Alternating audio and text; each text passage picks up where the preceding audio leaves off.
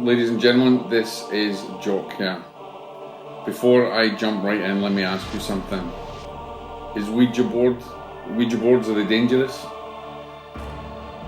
What do you think? Or are they just some tool that you can use to connect with the spirit world? Or is it just a game? Let me know what you think. Is it dangerous? That's what we're going to be talking about in this. And this is going to be a series actually. This is not just the one video. This is actually going to be a series based on the Ouija boards and the stigma around it and, you know, cases, etc. So when we come right back, we're going to jump into the first talk about it, the first video, which is really just all about the Ouija boards and it's answering, you know, asking those questions, whether it's dangerous, whether it's not. So when we come right back, we're going to jump into the Ouija board.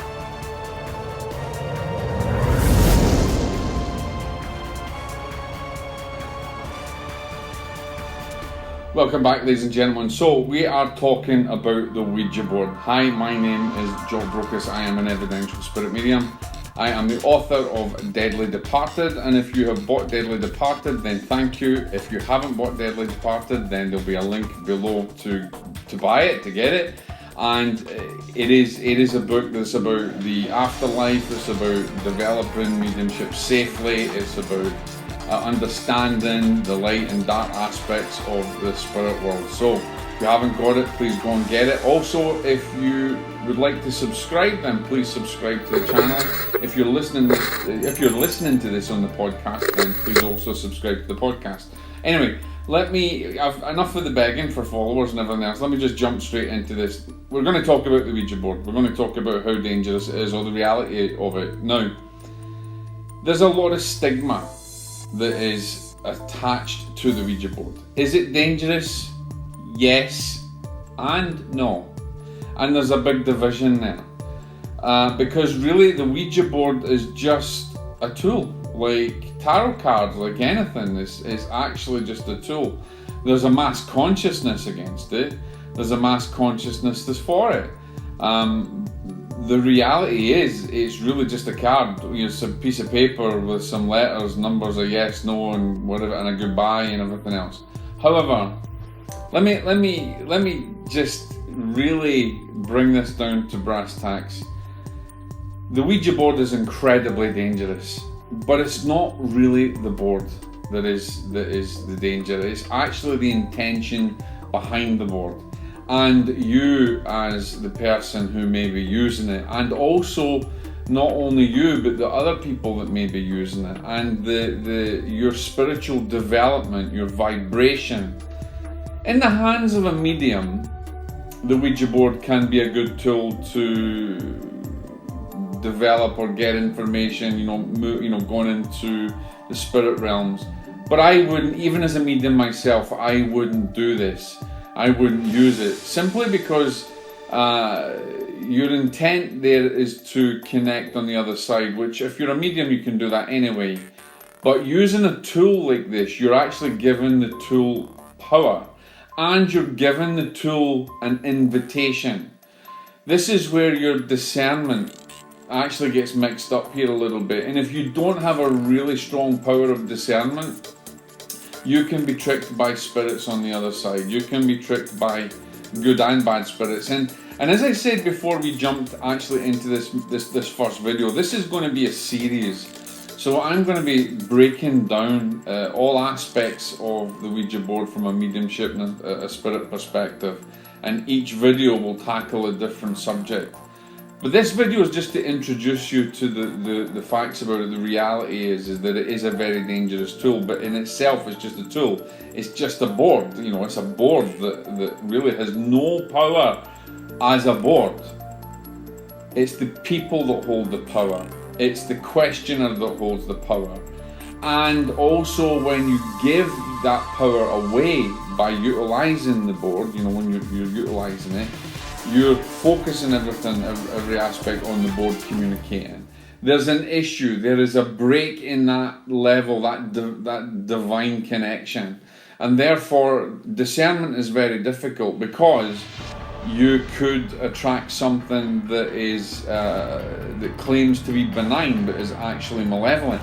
many cases of many cases, of possession or obsession have in fact started with the Ouija board. And if we go back to The Exorcist, the case way back in the 70s that had the whole big thing about exorcisms and demonic possession, and it was about the young boy Roland that was taken over. In that story, in the history of that story, there was actually a Ouija board used. The connection was used. The mother and relatives that utilised the connection to the board. And in other cases, there has been a connection to the board. But let's talk about the board in itself. It was basically a toy. It was a toy company, that was actually developed and sold. This toy company, that sold the actual board. And so in effect, really, it was a way of making money. If we go back to the spiritualism and history of spiritualism, and even back to, for instance, Kardec. Kardec had a spinning wheel. Alec Kardec. He had a spinning wheel, and that spinning wheel in control of a trance medium, it would spin and it would stop at certain information, and that's how they would actually get information from the spiritual side. But even he admitted that utilising that as a tool, he was very distant from the discernment of it, and they had malevolent, or they had mischievous spirits that would come in as well. We've seen this in seances, we've seen it back in the past with some of our great pioneers. So at the end of the day, we've had iterations of the board long before the toy company, and I've got to remember the name of the toy company, and it was on the tip of my head there. Anyway, I'll get it and I'll put it in the board. So the actual toy company that sold the board in America, it was just a way to make money, because they were jumping on this fad. They were jumping on this idea of being able to connect with spirits. And then you can also say that the Fox sisters, with the rapping to get information, and even table tipping or rapping out to get parts of the alphabet to be able to communicate, was a sort of a Ouija board. So really, you're just taking the idea of communication and utilizing the way to spell something out and putting it into what's effectively was a toy. Okay, so the reality is that is really just an innocuous piece of board with designs on it. But the thing is that when your intent is to connect to the outside, you actually give the board you're giving the board the power, almost like you can create. It could have. You could create a portal from it, really, if you don't know what you're doing. As I said, in the hands of really good mediums who have really strong discernment, they can maybe utilise this as a tool to focus and actually communicate with the other side. I don't like it, and I wouldn't support it. But certainly, your intent is there. If you're not a professional medium and you just think this is an ideal thing to go and buy and let's have a bit of fun times. I mean, some of the cases that I've been involved have actually, some of the bad cases have come from misuse of the Ouija board. And that's the word I want to say, it's misuse. It's not understanding the mechanics of the spirit world, not understanding you. That's a big thing. You don't understand you, so you don't know really where your vibration is at. When you put an invitation out there, and remember, if anybody who's read Deadly Departed, an invite is all it needs for a malevolent intelligence to start manipulating you or trying to make connection with you. When you put out an invite, you are opening that invite. If you don't have a power of discernment, you have no control on who's coming through. And that's the other thing about the board. You have no control of who's coming through. And there is certain things you need to understand, like making sure you close down the board, because you have to close it, or you could leave yourself and whatever that tool or your intention is open. So there's certain things that you need to understand about it, and how to get rid of a board. Well, that's a whole big argument in itself. You don't necessarily go and just, people say burn it. Yes, you could burn it. And why would you say burn it? Because burn it's like, you know, it's burning like purification.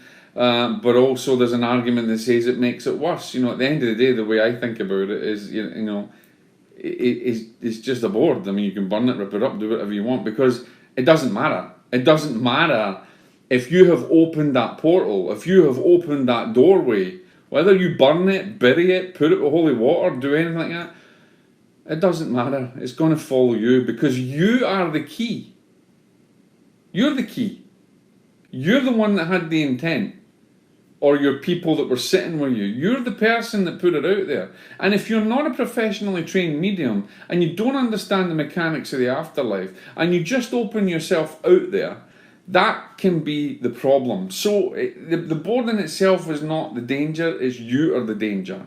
And this is what we're going to be talking about in a lot of these videos. We're going to be talking a bit of the history of the Ouija board, and even from the past. You know, we've had, there's been oracles in ancient China that were similar to the Ouija boards. You know, these are just oracles essentially, okay?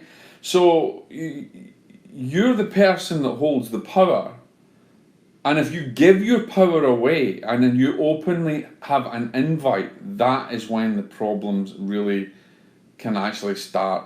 And if you don't know what you're doing, it can be really dangerous. So I want to try and bring knowledge to people to understand the mechanics of it, to understand why they shouldn't be using it, and how it can be used by someone incredibly professional. And I might bring somebody like that in to talk about that. There's mediums that have used it safely. There's people that have used it safely, but there's always that chance. It doesn't matter whether you say, Jock, I've used the Ouija board for many years and never had a problem. Great. That's a great statistic.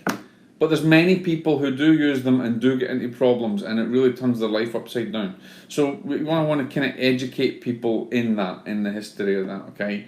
And then we'll talk about the whole stigma with it and the myths with it, and you know, we're going to kind of lay it out so that you have a good understanding of it. So that'll be in the next videos. But that's just a quick introduction really to how the Ouija board in itself is not the danger, it's you, because it's your intention and it's your vibration. Now you could use it and you could say to me, yeah, but Jock, we use it, there's 2 or 3 of us use it, and we come with the best of intentions. But you don't know what those other people's vibrations are at. You don't know what's in their mind when you're doing this. It only takes that little bit of a signature out there that can make that open-ended invitation. It is not a tool that you should really mess with. It is because you're actually messing with yourself and other people. So there's a lot that you have to understand with this. So, you know, in the next video, we're going to talk more about the Ouija board and its history and everything else. That's my light just gone out. That wasn't anything scary, by the way.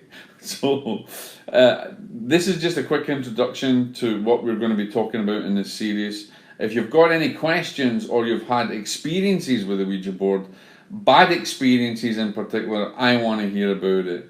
Okay? I want to hear also, you know, if you've used it and you've used it safely, but something has happened later on. I want to know about it. So, let me know in the comments below. Let me know privately if you want to message me. This is an introduction to what we're going to be talking about, what we're going to be covering over the next few weeks as well. Is also the Ouija board. And also remember, guys, if you have bought Deadly Departed, then you can join the readers group. And in the readers group, we do set up private events where we'll get to chat and talk about other aspects of things.